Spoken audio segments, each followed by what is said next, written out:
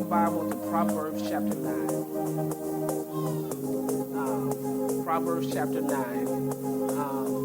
We started something last week that I have been intrigued with. I mean, I have really been intrigued with.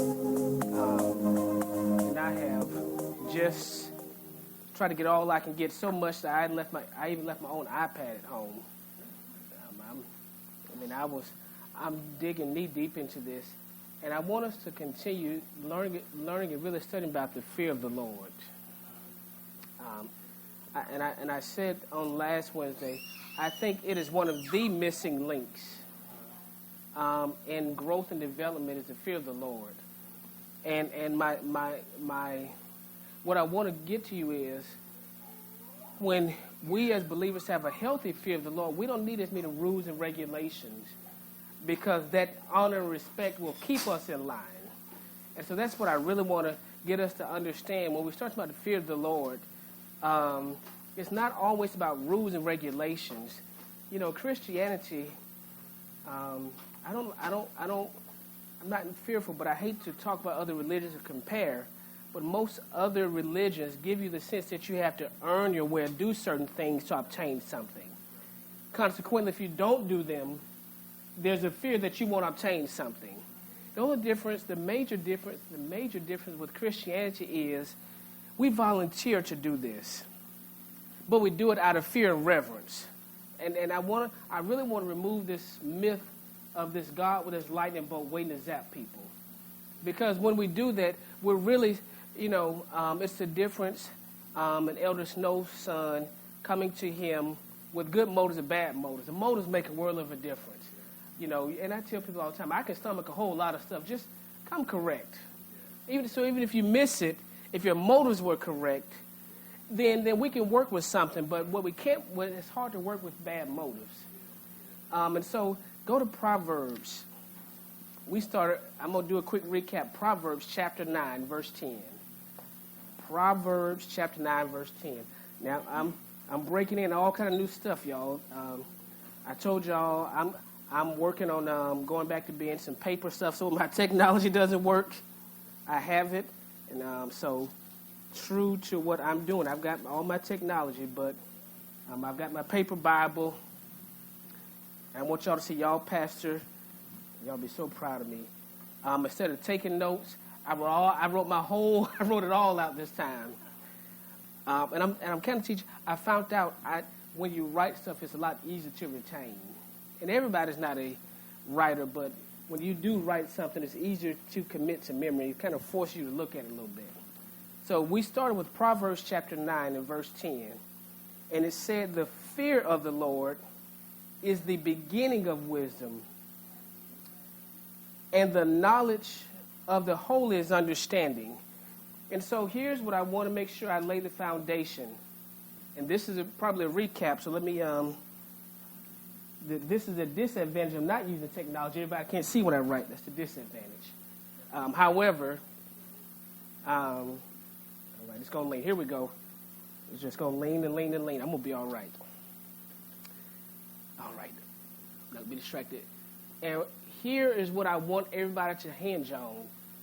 Fear of God. It is just the entry point. It's the beginning. It's the entry. It's the doorway. So without having a healthy, fear is defined. Let me go back and make sure I give you because when we think of fear, we always think of something negative. Fear, one of the definitions of fear is dread or terror. That is one of the definitions. That is one of them. But how many know sometimes we have to expand our understanding of words? Because all fear is not bad fear.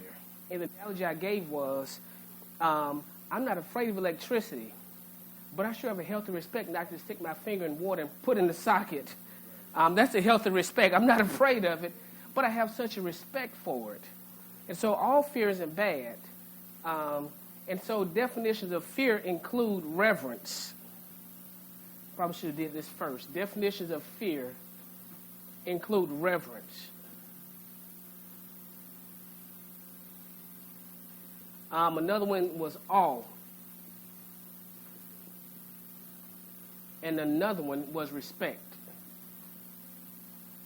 And so here's the difference. Here's how you know when fear is positive or not.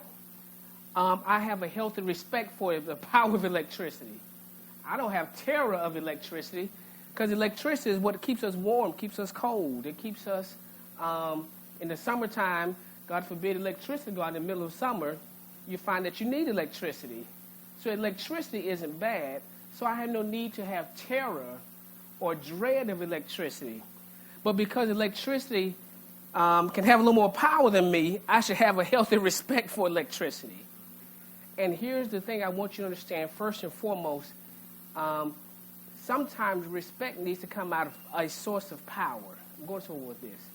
Understanding what is power, who has power, tells you what you should fear and respect or not.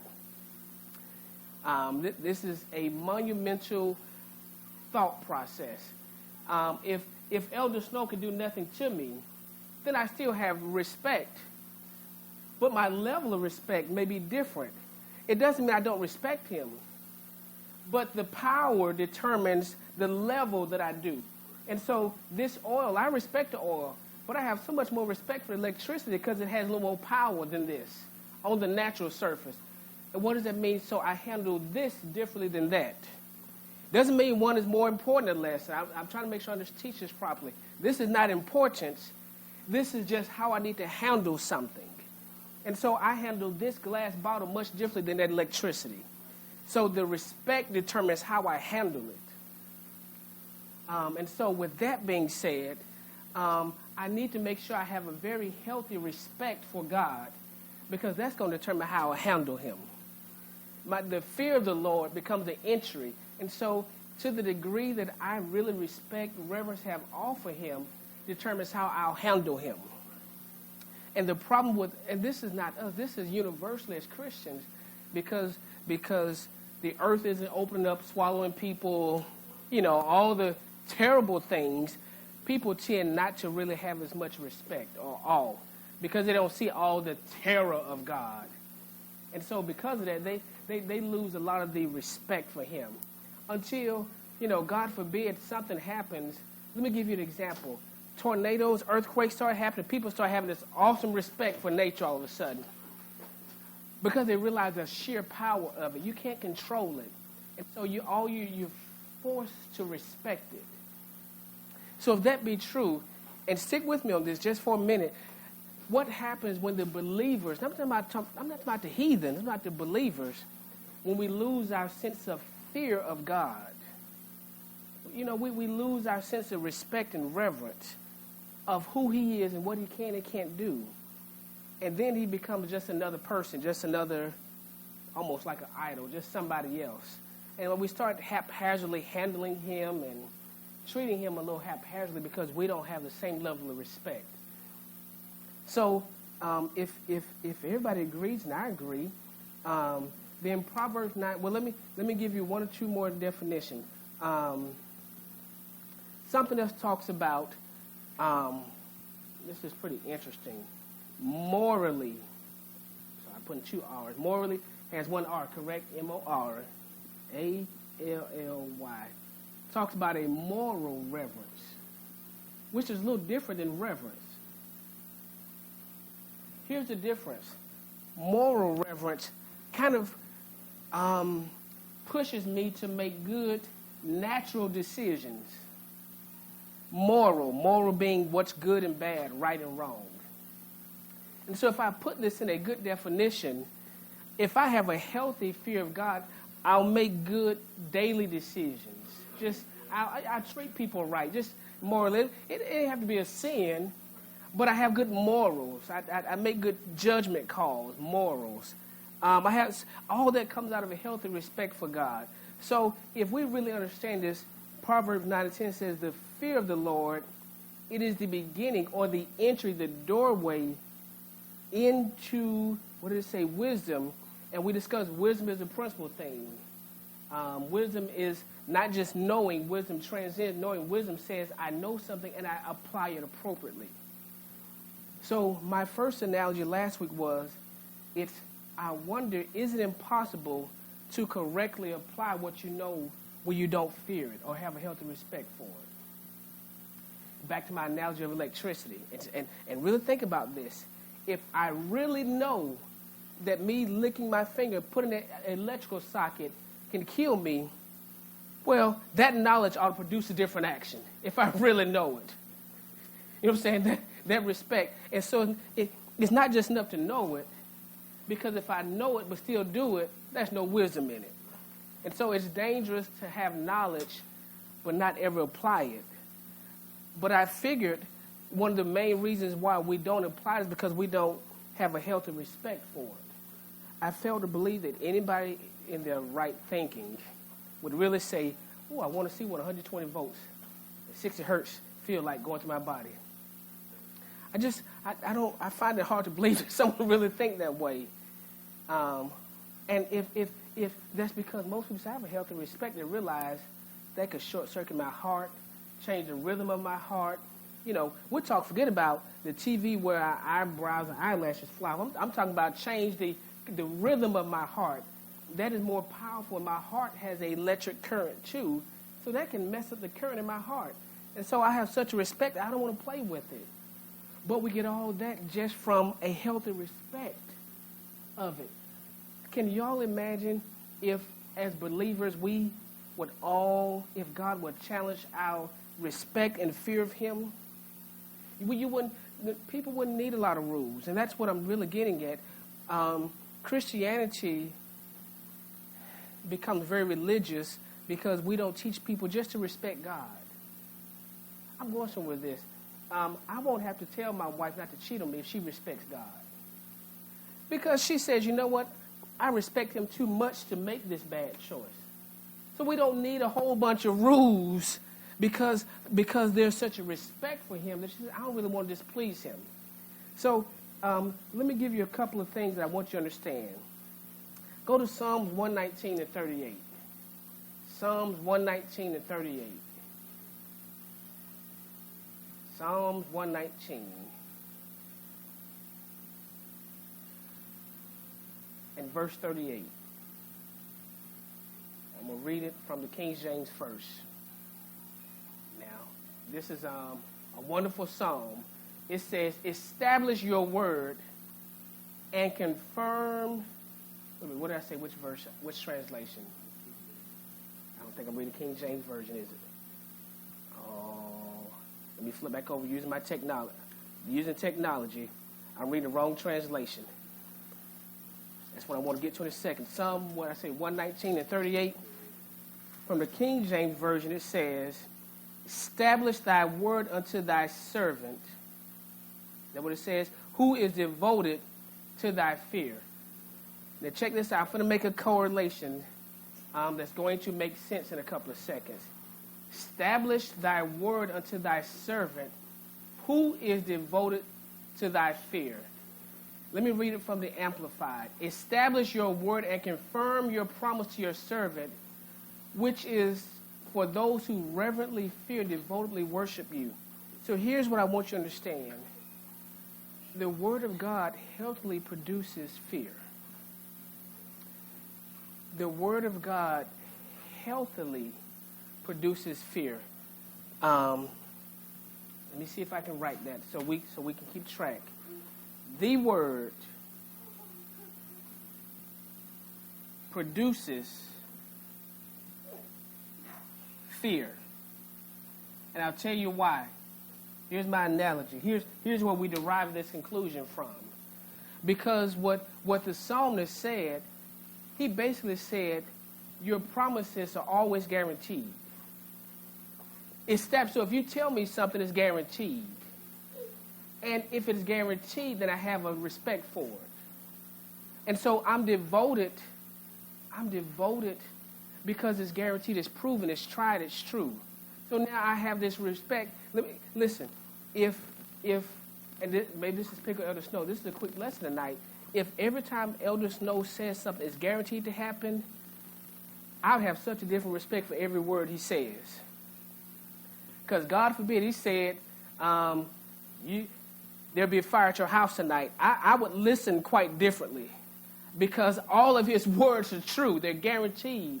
You know what I'm saying? There's no chance that it won't happen. And so then my respect, my respect level, my fear level increases because it's impossible for him not to be right.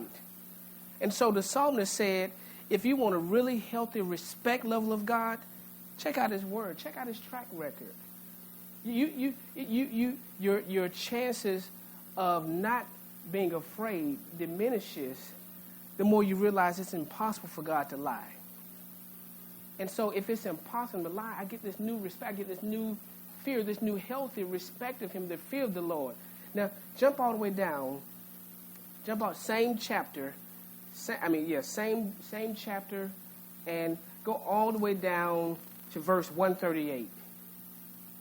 Let me watch the psalmist further explain this.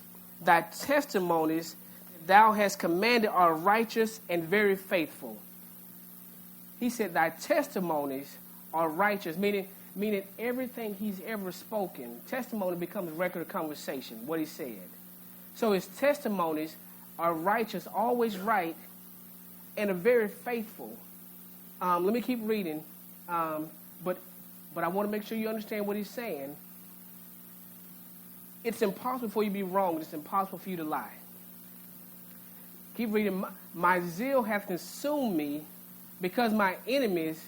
And wait a minute. The psalmist said, I'm angry. I'm consumed because my enemies have forgotten your words. He said, thy word is very pure. Therefore, thy servant loveth it. I am small and despised, yet do not I forget thy precepts. Thy righteousness is an everlasting righteous, and thy law is the truth. In other words, whatever you say, it is guaranteed. It becomes law and it's true. And so, if that is the case, then you have a system that says this is why I have this fear of him, because his law is true. It's truth. And just hear me out for a moment. You got to have a respect for law. You know what I found out? Let me tell you why. I'm teaching that something very critical here. You need a healthy respect for law. You need a fear for law, because law doesn't change based off circumstances. Law is what law is. And so he said, you know what? You know why I have this healthy respect? Because no matter what's going on everywhere, my enemies, they forgot all about you. He said, but one thing I am clear of, I'm clear of what you said. And if you said it, it has become law. And law is truth. And so I want you to make some notes to yourself that my respect, my fear has to be built off truth. This is going to make a lot of sense when we finish teaching this out. You can't build healthy fear, respect off of a lie. And that's the problem. A lot of believers, a whole lot of people build their whole lives off of stuff that ain't true. But if you're going to really have a healthy fear of something, at least build it off the truth. You know what I'm saying? Wouldn't it let me pick on Noah. Wouldn't it be sad for Noah for all of his years of living? All right, let me give you an analogy, because last week I picked on First Lady. Wouldn't it be a tragedy if Noah, at this age of life, gets a new birth certificate and finds out the people he thought were his parents ain't his parents? Built his whole life. Even though he didn't know any better, the problem is he feels like I built my whole life off of a lie. It wasn't truth. And so everything I've done, I began to question all of it, because I don't know what's true and what's not true anymore. And so if you're going to build your life, have a healthy respect, it has to be built off of truth. And he said, thy word is truth. It's pure. And I adopted it. That jumped out at me. He said that verse 140, that was traumatizing to me today. He said, thy word is very pure. It would have been one thing if he said your word is pure. But he said your word is very pure. How do you get more pure than pure? Because pure means the absence of anything else. He said your word is very pure. And he said because of that, your servant loves it. And I'm telling you, listen, I'm teaching because I teach to us, I teach to people around the world, and you got to really understand, you will not have a healthy fear of God if you don't have a healthy love of the word. It's impossible. It's impossible. Y'all remember last week? Let me help. Let me shift a whole lot of stuff around. Let me shift a lot of stuff around. Flip over to Proverbs 3. Maybe I just reteach last week's lesson. Proverbs chapter 3 and verse 5. Very familiar. Proverbs 3. Everybody quotes it. But in this context, it becomes a little bothering. It says, trust in the Lord with all thine heart and lean not unto thine own understanding. All thy ways acknowledge him, and he shall direct thy path. And wait a minute. How in the world can I direct my paths correctly without the word, without truth? Because if I don't have no word, then I'm directing my path in the wrong direction automatically. It's impossible for me to direct my paths correctly if I don't have no word in it. Because remember, he said, thy word is truth. And so that was Proverbs 3 and 5. He said, so if I'm going to operate in this healthy fear, I've got to trust in the Lord with all my heart. I got to fully rely on him. And I got to most times kick my rational thinking to the curb. It don't mean listen, I believe Christians are supposed to use their brain now. I want to differ. I'm not saying Christians don't use their brain. But when it comes down to me making a decision, whether it's what I think or what the word says, it's a no-brainer. Turn my brain off instantly. Trust in the Lord with all thy heart. Lean not unto your own understanding. Kick your thought process to the curb if there's a discrepancy between what I believe in the word. We got to walk, because if not, we're not walking in truth. We're not walking in truth. Lean not to our own understanding. All thy ways acknowledge him, and he shall direct thy paths. Be not wise in thine own eyes. You know what he really said? Be not wise. I want you to hear this. I don't even know if I said it last week. Don't be right all the time in your own eyes. You ain't always right. The moment you get this mentality, I'm always right, you're probably wrong. Be not wise in thy own eyes. You're only wise and correct according to truth. And here becomes a problem of leaning to your own. If you measure it based off your understanding, you'll always be right. But you have to have something a little more absolute that tells you I'm wrong when I feel like I'm right. You know what I'm saying?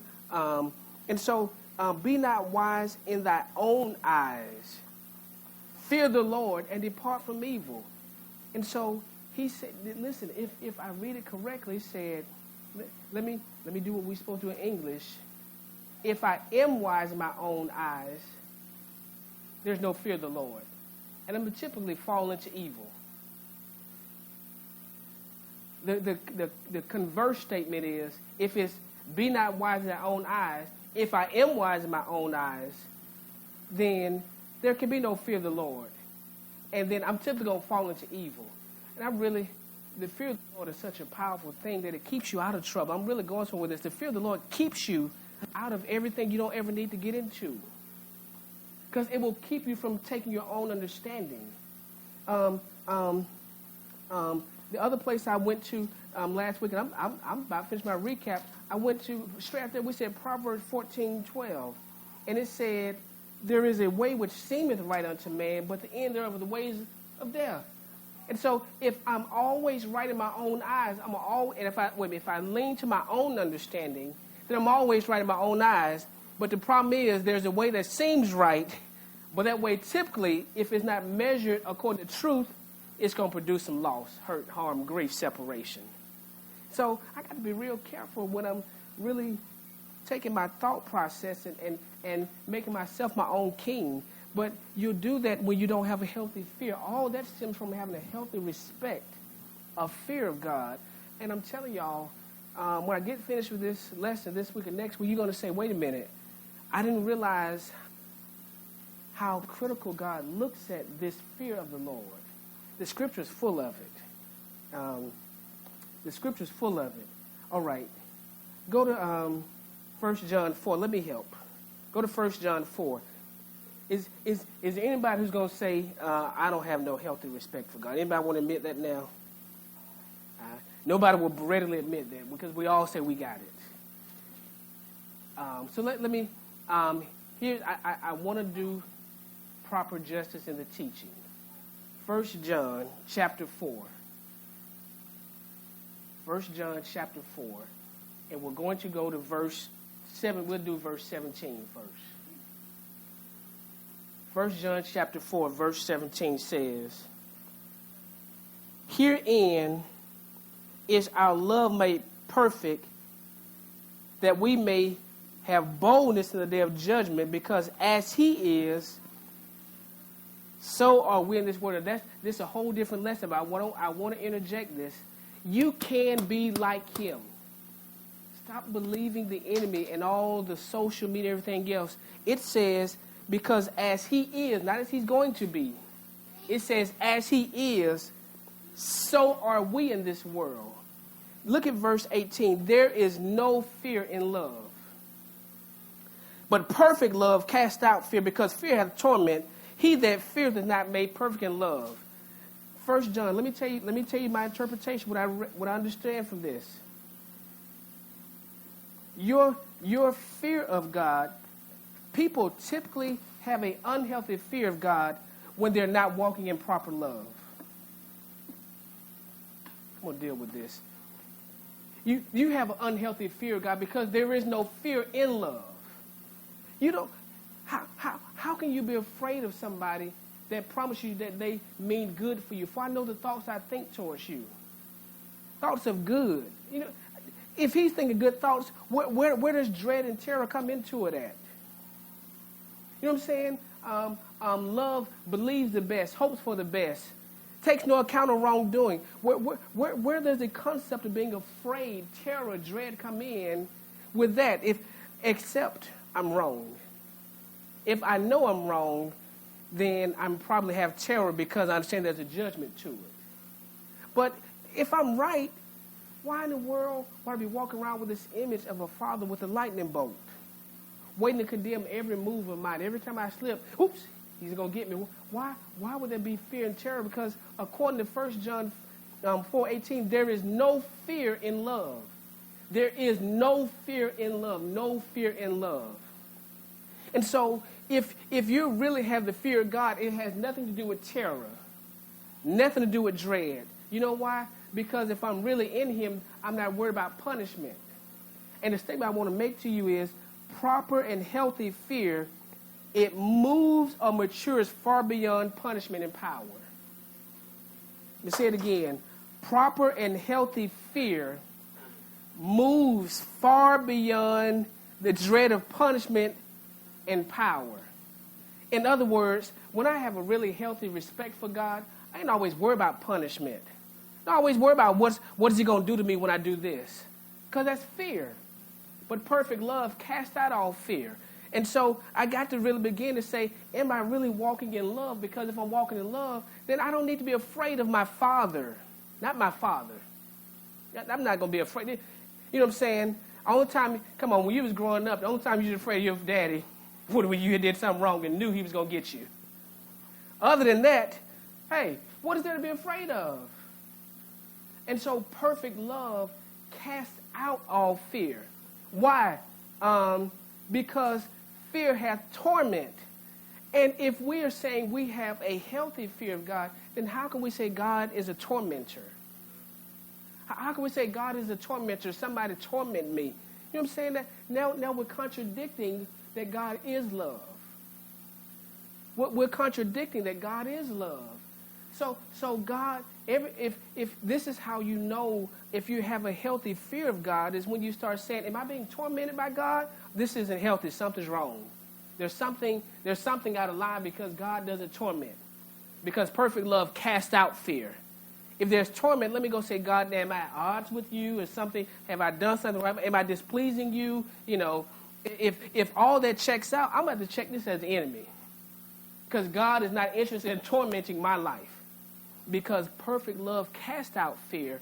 And he said, keep reading, he said, because fear of torment, he that feareth, he that's in dread and terror is not made perfect in love. So the solution is, if let me check my love walk. Because if I'm really in love with God and following God with my heart, I don't have no reason to be afraid. I'm getting ready to help you with Judgment Day. why am I afraid of Judgment Day if I'm really loving him? Why? Because if I'm loving him, then I'm doing all I can do to be right. Why would I fear that day? Because now there's torment. There is no torment in God. Because perfect love tells me he's waiting to welcome me, not punish me. You know what I'm saying? All this changes our image of God. And so it changed my motive too. So now I'm not serving God out of fear of being hurt, out of fear of punishment. No, because my God is waiting to reward me. So I'm not walking around saying, I hope you don't catch me. No, you know why I'm not hoping that? Because I'm not trying to do anything wrong. Because I have a healthy fear. Let me read. I want to read that verse. Let me read it from the Amplified, verse 18. There is no room in love for fear. Everybody, there is no room in love for fear. I could probably teach this is a whole nother series, but there is no room in love for fear. Love and fear are enemies. They're opposites. Just like the North can never be the South and the South Pole can never be the North Pole, they repel each other. You cannot have love and fear at the same time frame. I'm trying to help you understand something. And so when we start about the fear of God, please never be dreading. Don't ever walk around feeling like, let me give you an example. You know why we have a healthy respect for ISIS and ISIL? Because they're demonstrating power. But I don't see anybody stop driving. Every 5 minutes, looking over my shoulder. You know why? Because I have respect, but I respect God more. And so I'm not afraid of what man may do to me by night or the terror they may fall. You know why? Because if he don't keep me, I won't be kept. And so the fear of the Lord changes everything. So America calls them terrorists. And so if we start feeling the same kind of symptoms towards God, then something's wrong. Something's wrong if we start thinking of God as a terrorist. He about to get me. No, wait a minute. That sounds like a terrorist all of a sudden. He's only going to get me if I've done something wrong, but he's already told me that if he's faithful and just to forgive me if I just ask. So why live a life of terror when all I have to do is ask for forgiveness? So perfect love casts out fear. And you know what I want to tell you? Here's my note I made myself. We have to be more conscious of him than we are of punishment. Be more God conscious than punishment conscious. Stop worrying about the punishment. Just worry about him. Stop being so punishment conscious. Because I found out whatever you focus on, that's the definition of magnify. And magnify means to make bigger. And so if I focus on the punishment will always be bigger, or appear to be bigger. Now I'm motivated out of punishment, not out of love. Which also means that when the threat of punishment is gone, my actions won't ever be right. Because it was only motivated by not getting punished. But if my motivation is to love, then my action will be right because my love can always be right. So I ain't even got to worry about punishment. And even if I miss it, because of love, I'm not afraid of punishment anymore. Because now punishment becomes just correction. Him say, you know what, I don't want you to drift, son, so I got to do this because I don't want you to drift. Well, there's nothing to be afraid about that thought process. I said a loving father doesn't want me to miss it. And so, listen, flip over. 1 John, go over to chapter 5. I'm going to show you. Chapter 5. Let's look at verse 3 for a minute. Because we're talking about the fear of God. Chapter 5. Everybody there? In verse 3. It says, for this is the love of God, that we keep his commandments, and his commandments are not grievous. So therefore, I want to make a simple conclusion for you about this. If I love him, I keep his commandments. My motives are in keeping his law. And if my motives are keeping his law, there is no fear in it. Because I'm motivated by love. I'm not motivated by fear. See how this works? Because if we love him, according to 1 John 5:3, if we love him, we'll keep his commandments. It didn't say we won't miss it. But I'm keeping them to the best of my ability. I'm striving at this. And if I'm striving at it, I don't never have to worry about punishment. You know why? Because I'm not worried about punishment. I'm too busy trying to get it right. You know what I'm saying? At your job, if you got a coworker who's doing all they can to be there, and they're just there 2 minutes late every day, you sometimes just tend to let it go because you look at them and say, you see them sweating, running through the door. You know, they set the alarm, and they called you, say, hey, I'm on the way an hour early, but it's always traffic jam. They leave 5 minutes early, traffic's still backed up. Sure, you got to say something, but you know their motive, so how you handle it becomes totally different. Because they're not just saying, I hope you don't catch me this time. Because now we're talking about punishment. And I'm not saying anybody gets a legalistic right to miss it. But I am saying we got to be more concerned with catching him than catching punishment. So don't be focused on punishment. Punishment comes inevitably when people are wrong. However, punishment lasts longer when we never get right. Let me go on. Go to Psalm 128. I'm telling you, I caught a lot. I caught a whole lot in this fear of the Lord. Psalm 128.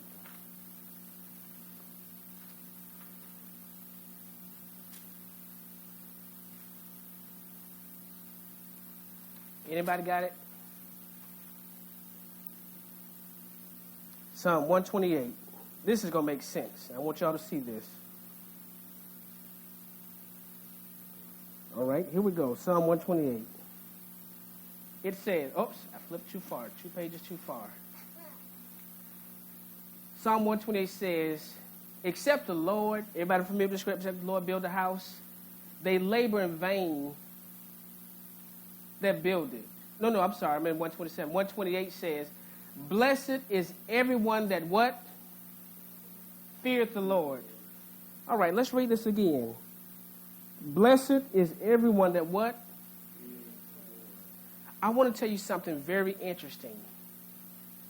Your blessing is always tied to your fear of the Lord. You can't be blessed when you don't fear and respect him. It's impossible. Blessed is everyone that feareth the Lord, that walketh in his ways. Because if I'm fearing him, I'm going to do my best to walk in his ways. And remember, did you read carefully? None of these scriptures have said you won't miss it. Walketh means it's a process. So I'm continually walking. I'm continually trying to walk in the way. And it say one time, it said, hey, I'm just trying to get it right. So if blessed is everyone that feareth the Lord, has a healthy respect, that walketh in his ways, for thou shalt eat. Watch this. Here's what I want to get to. Thou shalt eat the labor of thy hands. Happy shalt thou be, and it shall be well with thee. You mean to tell me all this comes from fearing him? It'll always be well with me because I fear him. My hands will always be productive and produce something. Go on down. It talks about the household. But look. Let me go verse 4. Behold, that thus shall the man be blessed that feareth the Lord. So make sure you understand this. The blessing of the Lord is tied to the fear of the Lord.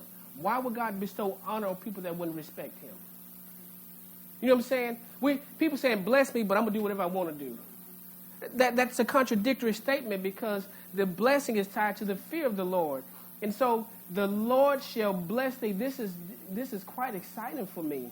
In verse 5, when I fear him, he shall bless me out of Zion, which is heaven, the holy mountain. I mean, my blessings don't even really compare to a whole lot of other stuff.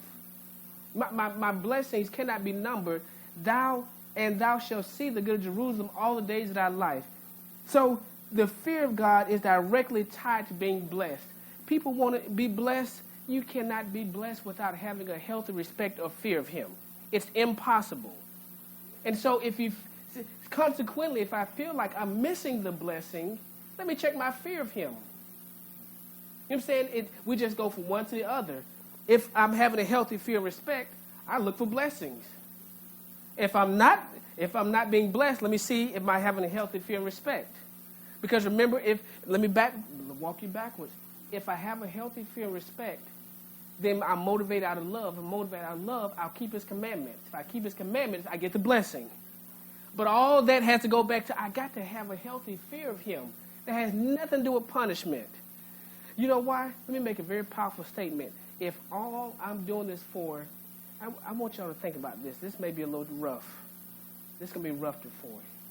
If all I'm thinking about, if my only reward I'm looking for is not going to hell, what if he leaves me on earth for the rest of my life and that's all I get?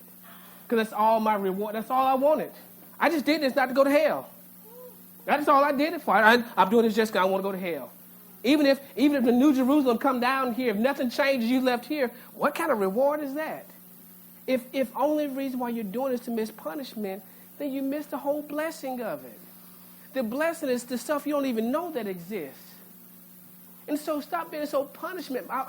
That's not the best analogy when it comes to teaching theology and stuff. But I want you to understand, it don't limit yourself based off of fear of punishment. If all Noah's saying is, Lord, I'm going to drive 90 miles an hour, I hope I don't get a ticket, what about the car wreck that can happen? If all he's doing is not to get a ticket when the car wreck is and everything else. And so, I got to be less minded about conscience, say, I need the blessing. I got to do it correctly, because if I get correctly, I'll get there on time. I mean, everything else will work out. So I can't be so punishment-minded that I just don't do it correctly because it's the correct thing to do. And so we have to become less punishment-minded, more conscious of him. God, you're here? Oh, I don't want to disappoint you. I don't want to do it this way because you're here. Forget I may get fired. No, I want to misrepresent you. And this is integrity now. It goes integrity. I haven't taught this in a long time, but integrity. The fear of the Lord will produce some integrity. I don't care what y'all say. The fear of the Lord will produce integrity. Because you know what integrity means? Integrity comes from the root word integer. I've not told y'all this a long time. Remember I said it a long time ago? Like I heard that before. Yeah, integrity comes from the root word integer. To be the same thing on the inside and outside. So an integer becomes 1/3. Integer is 3/1. Either way it goes, it comes out to the same thing on every side. And so integrity comes from the word integer. I have to be the same thing on the inside, outside. The opposite of having integrity is being hypocritical. Being one thing on the inside, another thing on the outside, doing one thing here, another thing there. Well, that's not integrity. And so people who typically challenge with integrity, because they ain't got no fear of God. Because if they had a fear of God, they realize he's the same here as he is over here. He knows my thoughts from afar. Somebody said, if I make my bed in hell, he's there. If I go to the mountaintop, he's there. Hey, I can't escape you, so I might as well be. You know what I'm saying? Why be fake about it? He already knows. He's the author and the finisher. He's seen the end of the thing already. So I'm really not fooling him. And so you have to have this concept that the fear of God will produce integrity. And what's missing in many ministries around the world is the fear of God. It's not integrity is the fruit. The lack of integrity is the fruit. The real root, they don't fear God. I don't know how you could healthily shepherd 5 people or 500 people and steal from them. You can't tell me you fear God. How can you healthily sleep with the members?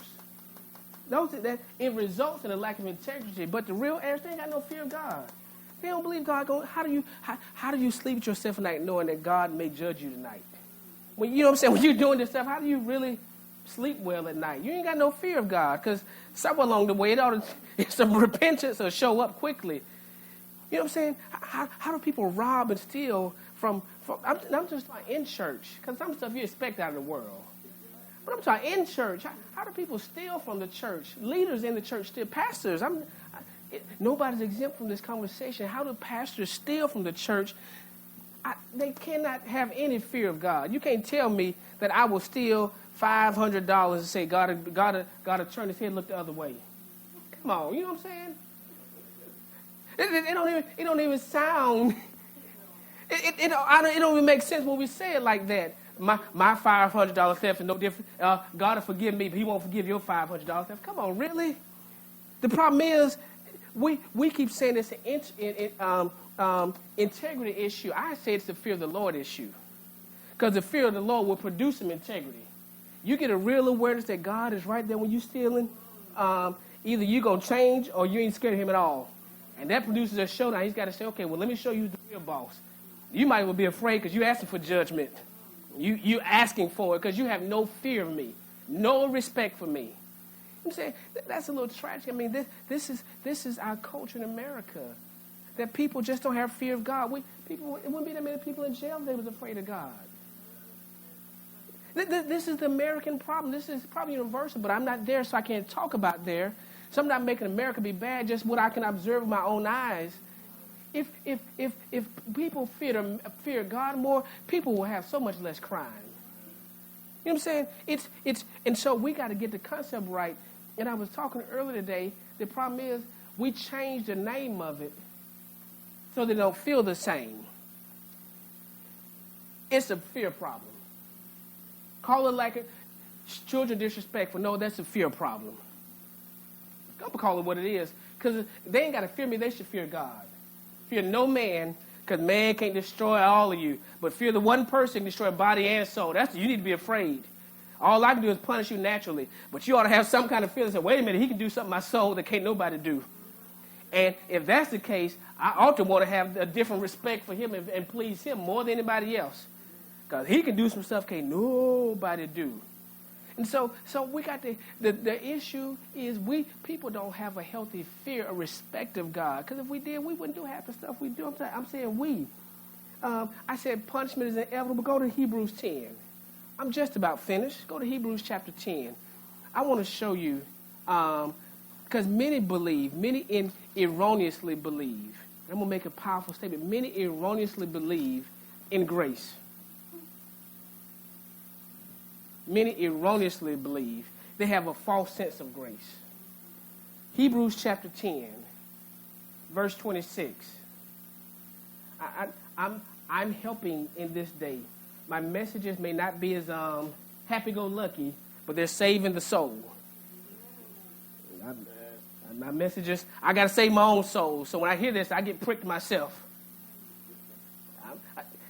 I just want y'all to understand that when whoever's teaching, the Bible says the teacher's held to a double standard. So, you as a student, you can say, I missed it, I didn't learn it. As a teacher, you ain't got a chance of saying that because you wrote it, you taught it. So, you can't fool everybody else. God says they may get away, they might doze off. But I know because you taught the lesson, you read it for yourself. Now look at verse 26, Hebrews 10 and 26. I'm telling you, we got a fear of the Lord problem. Hebrews 10, 26. For if we sin willfully, after that we have received the knowledge of the truth. He said, wait a minute, you got truth. If you just do wrong anyway, that's what he's talking about. You know the truth, but you just do wrong anyway. He said, there remaineth no more sacrifice for sin. Man, wait a minute, I ain't there to cover that now. You don't have no grace, you don't have no hope. Okay, let me paint a picture. This is a picture of Elder Snow. Elder Snow knows that running over a baby is a crime. He knows this. I'm giving you something really drastic so you can understand it. And Jesus says, and Elder Snow says, I ran over a baby before. I didn't know, but I ran over a baby. He says, Jesus, forgive me. I didn't know. Jesus says, I got on the cross and died for that. You're forgiven. Elder Snow gets in his car and says, there's another baby, let me mow it down. You know what Jesus says? There's no more sacrifice for that. I died for what you didn't know. You know you have to be held accountable now. Don't fall into this grace trap that says everything I do, somebody just wipe away and get over it. Remember, because if you're walking remember, I go back to the lesson. If Elder Snow loves God, he'll be trying to keep his commandments. So we won't be he's not worried about the punishment. So verse 26, for if we sin willfully, after that we have received the knowledge of the truth, there remaineth no more sacrifice. Ain't nobody get up on the cross no more because you just want to keep doing wrong. That's what he's saying. I got up on the cross and you're going to smile, forgive me again and again. No, you got to stop doing wrong. There ain't no more sacrifice for it. Because you don't have a healthy fear of me. Because if you did, you would say, I respect you. I respect you get up on that cross so I didn't have to make this choice. So how can you say you really fear me if you keep asking me to get on that cross and cover this over and over again? I already did that. So but a certain, watch this, a certain fearful looking for judgment and fiery indignation which shall devour thy adversaries. He said, you know what? If you just going to keep being wrong, you ought to be afraid of punishment. There's the punishment coming if you keep choosing to do wrong. Why? Because you don't have any fear. But if you have fear, you won't have to worry about none of that. The fear of God will keep you out of all that together. Hebrews 10:26, the author was not trying to tell people that you should do whatever. He was really trying to tell people this shouldn't even apply to you. The writer was saying, you know what? Come on, y'all check this out. Let me help my brain for a minute. I got perplexed for a minute. How the Bible was written to believers, correct? It's not a book that was written to the heathens. How is it that believers keep sinning willfully?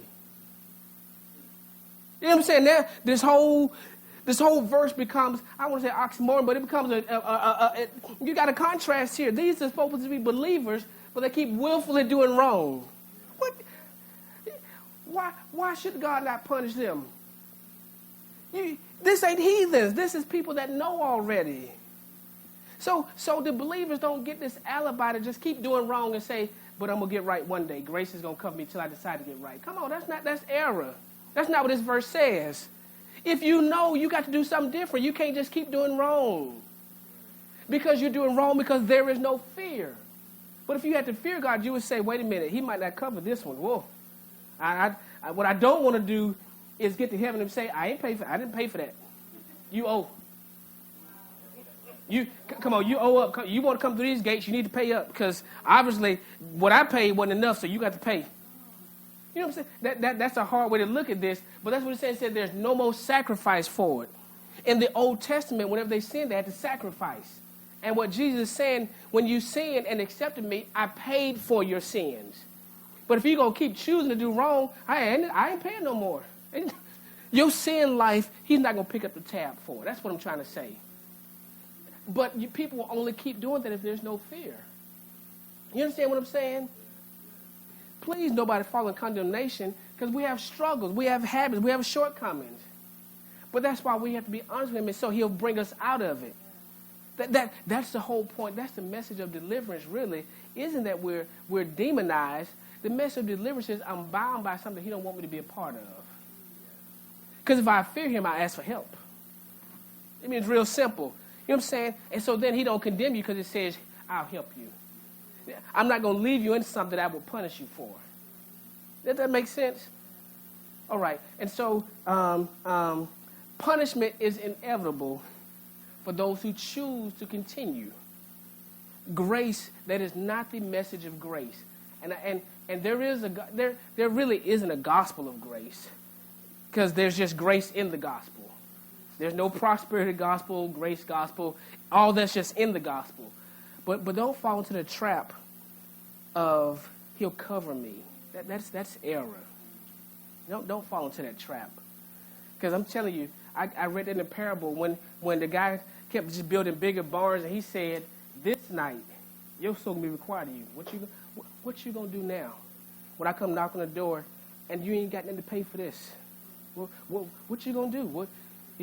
God, I was good, and I died for that too. But you knew.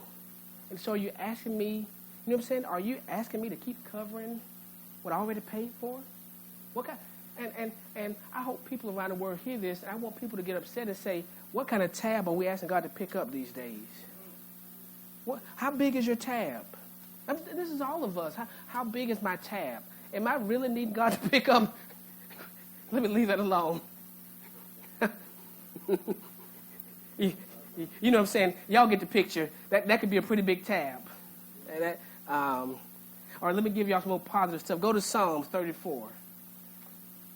I'm telling you, the fear of the Lord, re-injecting the fear of God, not the fear of man, the fear of God into your life revolutionizes your life. Because now you are not worried about what anybody else thinks, because you're so busy trying to please God. It don't matter whether other people think you're right or not. It don't even matter, because I'm really trying to please him. And that's all that matters. Psalms chapter 34, verse 9.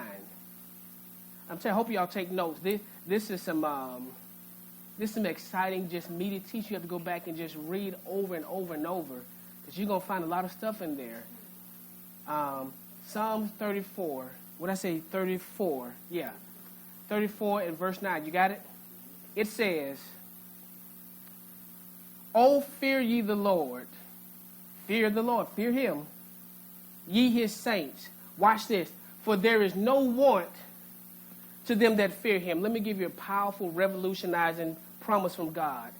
If you healthily fear him, respect him, you don't have any room for lack in your life. The Bible says there's no room for want. Want equates to lack. I'm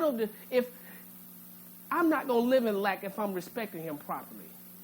Because no good thing will he withhold. So the believer who's living a healthy fear of God, you have to begin to say, wait a minute, lack is not a part of my life. It's not my DNA.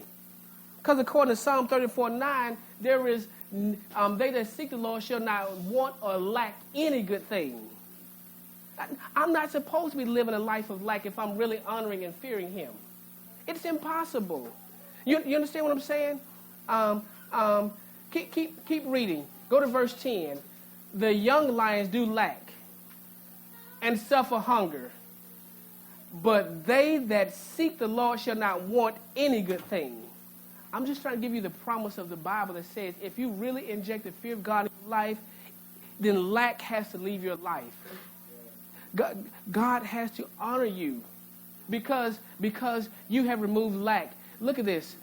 Let me read verse 10 from the Amplified. "The young lions lack food and suffer hunger, but they who seek, inquire, and require of the Lord." That goes back, that reminds me of Proverbs 3:5 now. "Trust in the Lord with all thy heart. Lean not on your understanding."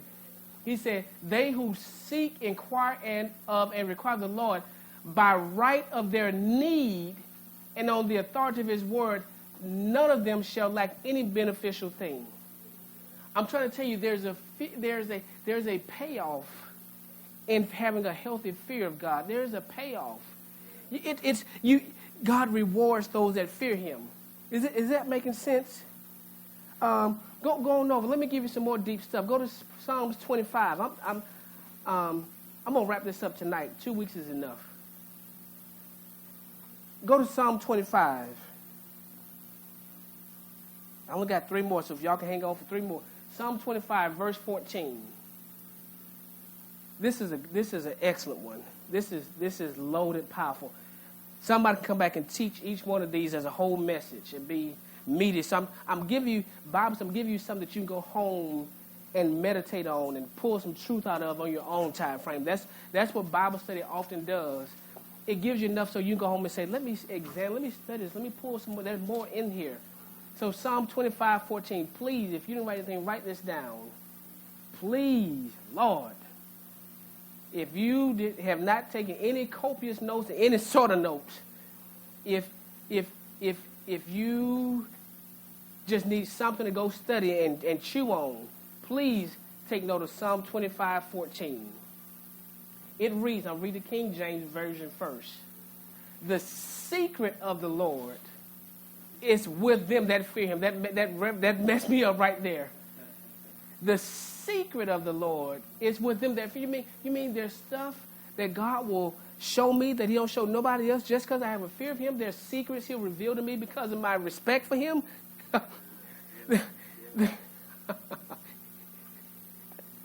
I told y'all, I get all this from saying, God, I need to know what I don't know. He said, well, if you fear me, I'll show you stuff that you don't know. The secret of the Lord is with them that fear him. And them, he going to show them his covenant.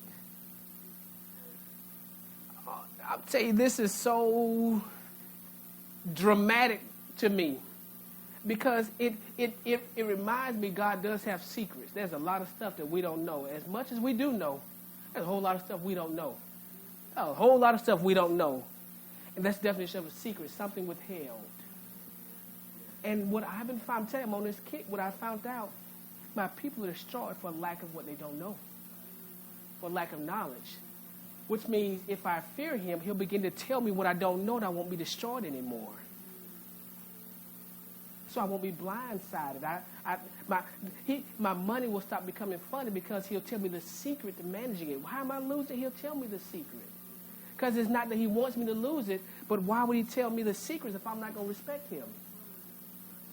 I'm telling you, this is revolutionizing. The secrets belong to those that fear him, which means that there's an intimacy level that he'll have with people that fear him that he won't with others, because you only tell secrets to close people.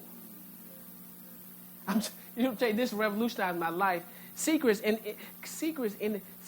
that we have something that we don't. Me and Four, if I tell them a secret, don't tell Sydney, it's because there's something that we share that we ain't broke into yet. Because I need her to know it, but I'll give it to her when I trust her. And if I trust her, but don't trust Zanaya, then I'll give it to Sydney, but won't give it to Zanaya. Because I need to make sure they'll manage the secret right. So there's something hidden that will change my life, that will change the whole course of my life, but he won't tell me until I fear him properly. The secrets, I'm telling you, this all from the fear. The secret of the Lord is with them that fear him. Don't you understand why you need to understand why I need to fear him now? Because he'll begin to tell me what is missing in my own life. He'll begin to tell me what am I doing wrong? What's going to happen tomorrow? What do I need to be prepared for ahead of time? All right, let me move on. I said we're going to finish tonight. Go to 2 Kings. I'm telling you, this is something you go and chew on for some days and days and days to come. Y'all see our my social media plugged up with all this. This is revolutionizing to me. I never knew that all of this just came from having a healthy respect from him. I didn't know there are things he won't tell me. Because if the secrets are given to those that fear them, mean that the ones who don't fear, he won't tell them the secrets. So there are things that will be withheld from me just because I don't have a healthy respect for him. That 2 Kings chapter 17. Look at verse 39. We're just about done. Let me just read it. I'm reading from the King James Version. 2 Kings 17:39. But the Lord your God ye shall fear. You shall fear God. Remember this. He said, you shall fear him. And what happens when you fear him? He shall deliver you out of the hand of all your enemies. You mean the fear of the Lord will invoke deliverance? Just from fearing him? I'm just reading. I'm not doing what they call hermeneutics, exegesis. I'm not doing nothing. I'm just reading here. The Lord your God ye shall fear. And when you fear, that semicolon means continuation of thought, part B, he shall deliver you out of the hand of all your enemies. You mean to tell me a healthy fear of God will cause him to pick me up out of this trial and put me over here? People are plotting against me. If I walk upright, he'll make my enemy my footstool, and so I'll be delivered from all my enemies just because I fear him? So then the Bible comes true. What shall I fear, man? Why am I going to fear him? Because why? Because he promised to deliver me from enemies. There's no reason me to fear man. I don't care what they're trying to plot. Because he promised if I fear him, he'll deliver me out of all my enemies. This is how you start shifting your life. I understand we talk about haters, but come on, we move beyond haters. If they're enemies, they're enemies. If I fear him, they are irrelevant. So why waste time talking about something that doesn't matter? I'm too busy fearing him. All right, I said I'm going to be finished tonight. Go to, I better say it for last. Go to Acts. I better say it for last. I'm going to wrap this up. What a good swoop verse. Go to Acts. This is Bible study. Everybody flipping all over the place. If you got a Bible, I know you're flipping like, Lord, I'm just flipping old and new. If you got an electronic device, your fingers doing more pushing than normal. Acts chapter 9. Acts chapter 9. Lord, if we as believers, if the church as a whole, if the church would just get back to injecting the fear of the Lord, not being afraid, but just injecting the fear of the Lord, having such a healthy respect, oh man, I think we would see this world turned upside down. Everything we would start seeing signs and wonders. How do I get that? Watch this in Acts chapter 9, verse 31. Who then had the churches rest throughout all Judea and Galilee and Samaria, and were edified. They had rest because there was turmoil, and they started getting built up and walking in the fear of the Lord. Wait a minute. and in the comfort of the Holy Ghost were multiplied. You mean to tell me? Here's what I want to tell you. Healthy, growing churches or families are ones that fear the Lord. These churches, if you would really study out the history, to be saved then wasn't always popular. Remember, they was crucifying the believers back then. You thought we had underground churches in this day and age. They had underground churches back then too. It wasn't popular to call yourself a follower of Jesus Christ. There was a lot of people still. The apostles had been hung upside down. You know, they were martyrs. But because of this certain fear, this healthy respect, they were increased and multiplied. They were edified. So something about if a group of people could inject the fear into that group of people, they'll be built up and they will be multiplied. It increased. That's what we call increase. Why? Remember, because the blessing is always tied to the fear. The blessing, God blesses whatever respects him. And so if a church won't respect him, he will not bless it. If a family won't, you know what I'm saying? Why? You can't pour out the blessing on something that won't give honor back to him. And so the reason why the American church, the Pew Report says Christianity and religion overall in America is falling at a rapidly alarming rate. That's what the report just released this week said. A brand new report. In the last 7 years, we've lost more ground to atheists and agnostics than we have at any other time in history. And you know why? I say it's because the believers don't have a fear of God. And it ain't got to do with them, it's us. All right, here's your last one. Go to Joshua 24. Joshua 24.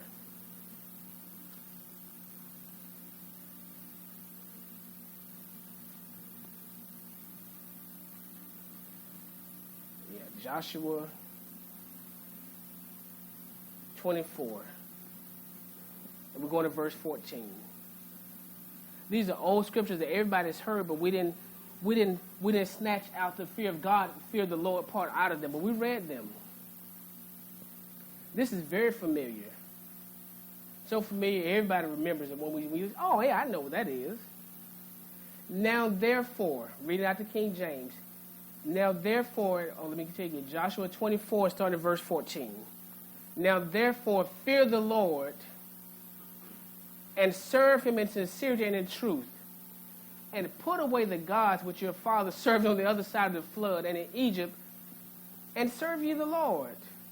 And if it seem evil unto you to serve the Lord, well, you got to make a choice. Choose you this day whom you will serve.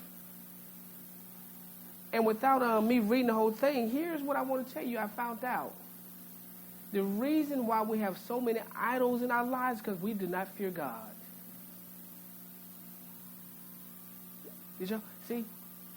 Therefore, fear the Lord and serve him in sincerity and in truth, and put away the gods which your father served.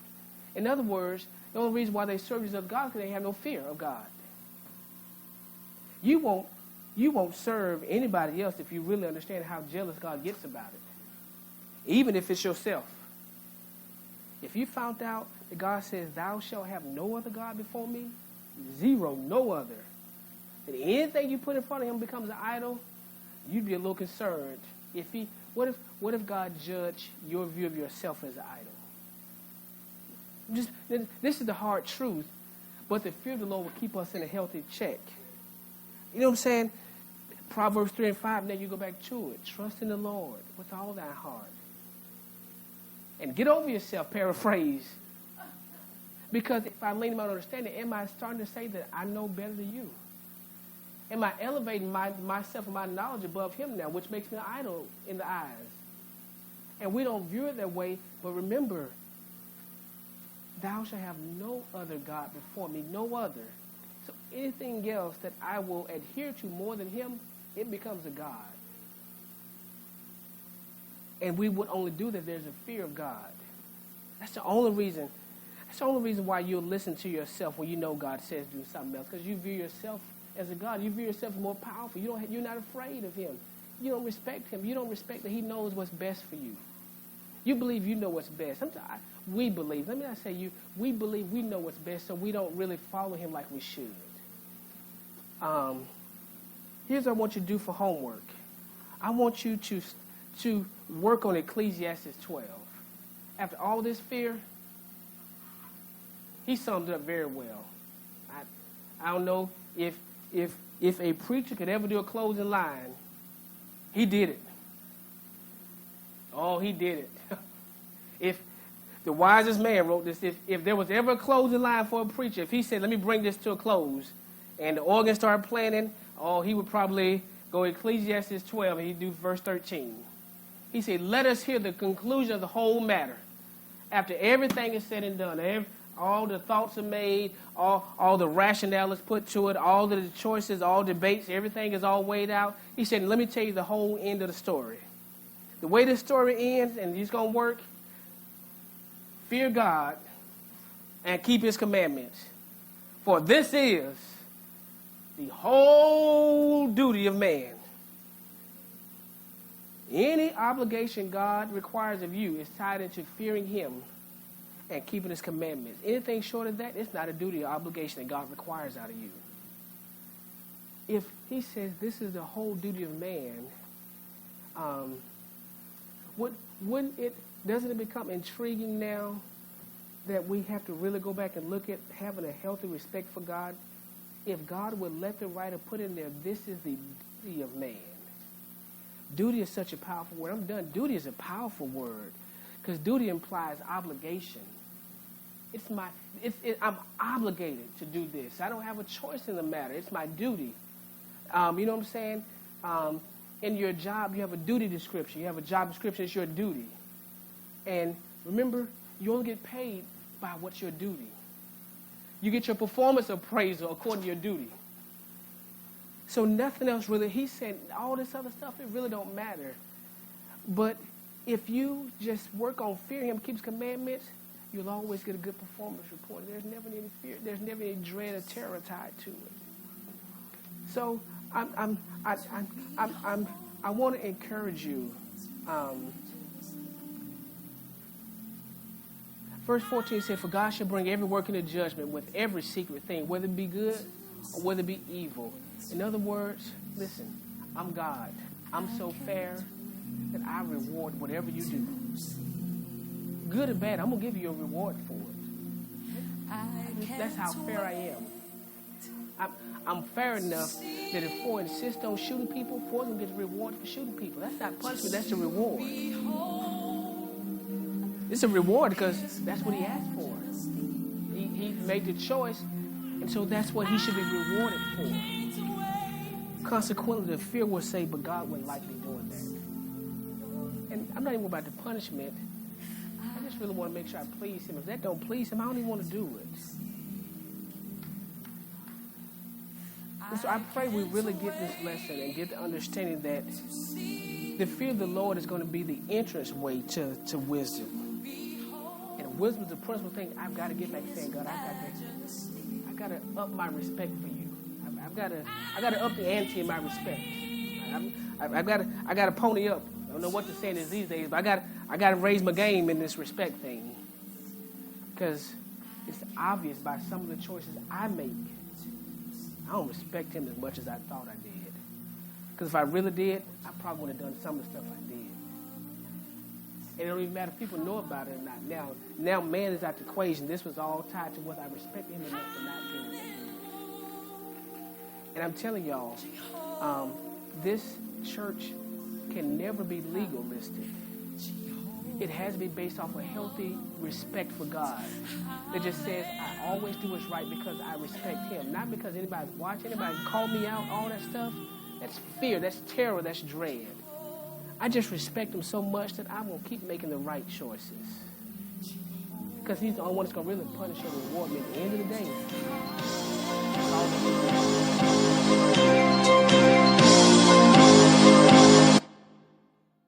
Father, we acknowledge our shortcomings even now. We acknowledge our shortcomings that we haven't always respected respected you like we thought we should have, God. We haven't respected you like you required.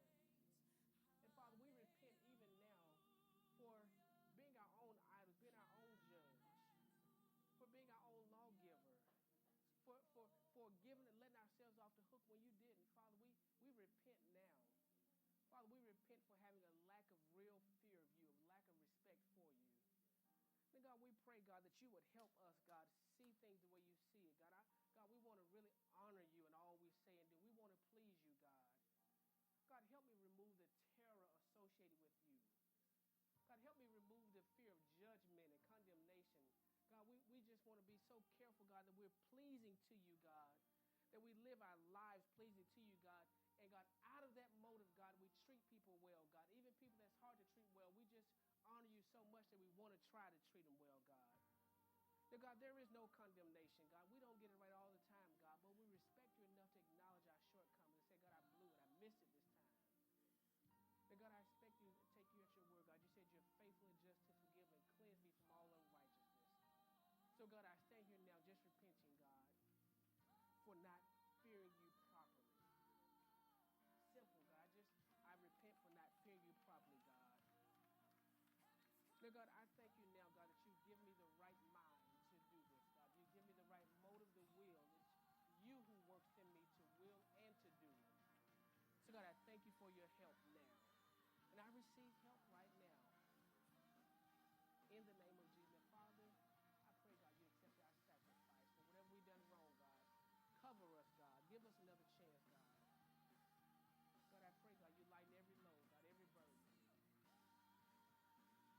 In the name of Jesus. Now, Father, we give this word back to you, God. Let it go with us through the days to come, God. Remind us that we honor you, God, not just with our lips, with our heart, more importantly, God. And we thank you now for what you're going to do because of this fear. And God, we command the blessing on those that fear you, God. God, we command deliverance on those that fear you, God. We command even now, God, no lack in the lives of those that fear you, God. We thank you now, God, that no good thing are you withholding from those that fear you, God, that you're giving secrets to those that fear you, God, that you're releasing ideas and strategies to those that fear you, God. And so, God, we thank you now for your fear, God. Now, God, we respect you. And so, God, we love you, we appreciate you, we honor, we adore you, and we thank you. And it's in Jesus' name that we pray.